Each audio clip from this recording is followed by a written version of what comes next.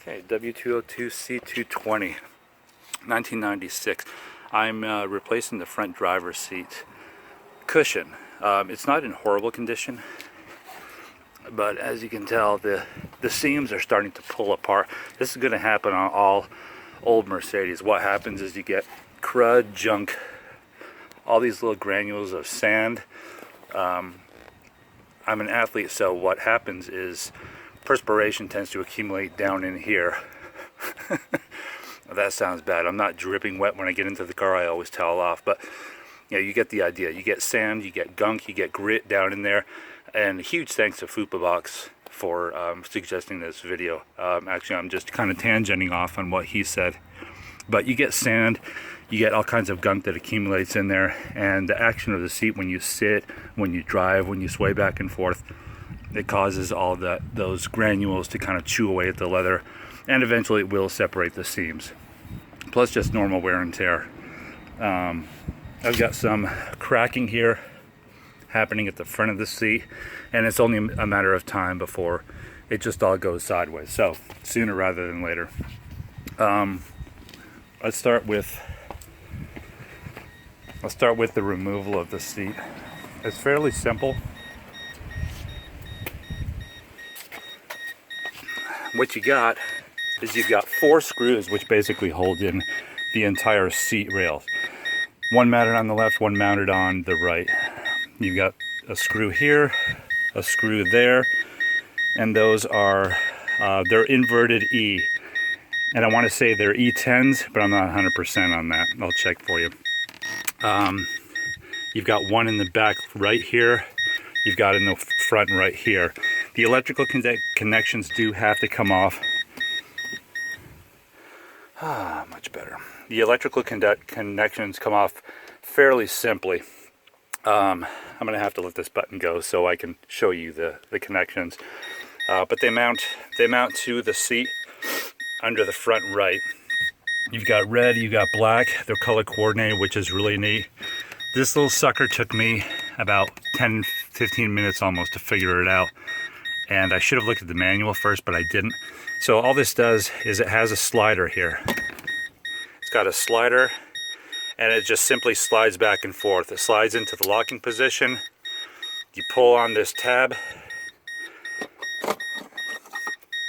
Sort of difficult to do one-handed. Anyway, you pull on the tab, and it is going to come back towards you. There we go. And that's going to release it. Okay, so slide to lock, and then just simply push out to unlock it. Ta-da! Okay, here are the E screws. Like I said, I think they're E10. I'm not 100% sure on that. Anyway, you've got a set that you can do it with.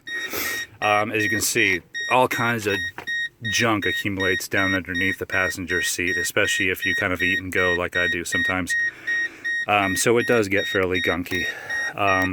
This is the blower for the back seat, AC and heating. Okay, once you have the seat out, and when it will come through, it will come out through the driver's door. I couldn't get it out originally. I tried to go to the back seat. That was no avail. So I just simply picked it up, scooted it forward towards the steering column, and then pulled it straight out with a little bit of wiggling. Comes out in about 30 seconds. Okay, so back over here to the seat. What I did was I went to an LKQ scrapyard. We've got a bunch of them in my area. And what you'll end up finding is that if you can find the seats, the leather seats that are in decent shape, probably either somebody has pulled one out already, or the passenger seat. And huge thanks to the Fupabox again for this. I didn't know that the shotgun seat or the passenger front seat and the driver front seat are interchangeable, which is really nice. Mercedes did. Somebody was thinking that at HQ when they came up with that idea. Anyway, what I've done so far, you can tell the seat is out, the electrical connections are off. You're going to find a bunch of gunk underneath the seats here. Hair and just daily crud that you get from driving and operating a vehicle. Clean these tracks off before you put them back in. Somebody lubed these up with white silicone grease, it looks like, a while back. Probably not the right stuff to use. Anyway, I'll take this grease off. I'll replace it with regular Mercedes approved grease. And what you'll find is that underneath the seat, it looks like the old standard horsehair and glue material that Mercedes puts in most all their seats. You can see this glue right down in this channel here. Just be cautious when you're reinstalling these seats. The springs, my right side spring on this, and I don't want to take the cushion off to show you again, but it was broken. I welded that back together, and I hope the weld takes. But what I did was I replaced. There are two bolsters. They're two like rubber bolsters, one over on this side and another on this side. And what they do is they help support the springs in the front. Just, you know, the daily, you know, of your derriere on the seat is going to compress those springs, and over time something will happen to them. So I soldered that back together. I replaced the bolster, and at the LKQ scrapyard I found two more bolsters, which I also put in the front for additional support. I'm not a big guy. I'm only about 205, 210, but you know, daily sitting in this is going to take its toll after time. So again, when you're reinstalling, and you can see this sort of fiberboard material right down in there. Now this tucks up underneath the channel. Let me show you right here. There is a channel right up underneath there. It's got a little lip that goes all the way around, all the way down to the back of the seat. And this material has to be tucked up underneath it in that kind of fashion.